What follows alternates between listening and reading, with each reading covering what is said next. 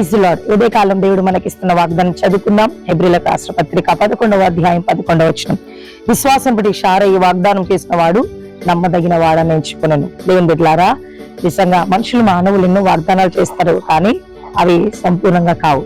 కానీ ఈరోజు నీకు వాగ్దానం చేస్తున్న దేవుడు నమ్మదగిన దేవుడు. ఆనాడు అబ్రహాము శారా భయంకరమైన పిల్లలేని పరిస్థితిలో వాళ్ళు బాధపడుతూ ఉన్నప్పుడు, నిందల అవమానాలు బాధపడుతున్నప్పుడు శారా అంటుంది, వాగ్దానం చేసిన వాడు నమ్మదగిన వాడు. దేవుని బిడ్డలారా, ఆయన నమ్మదగిన వాడు. ఎన్నైనా నీ పట్ల చేస్తాడు, అది నమ్ము, విశ్వసించు. వారిని వేది వైపు చూడకు. శారా అబ్రహాం ఏ విధంగా వాగ్దానం నమ్మి వాళ్ళు రిసీవ్ చేసుకొని పొందుకున్నారో, ఒక దినం అబ్రహాం ఇసాకును వారి జీవితంలో వారు చూడగలిగినరు. ఈ రోజు నీ పట్ల కూడా దేవుడు చేయబోతుండు.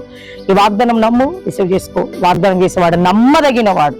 దేవుని కృప మీకు నిత్యం తోడు నీడ ఉండును గాక.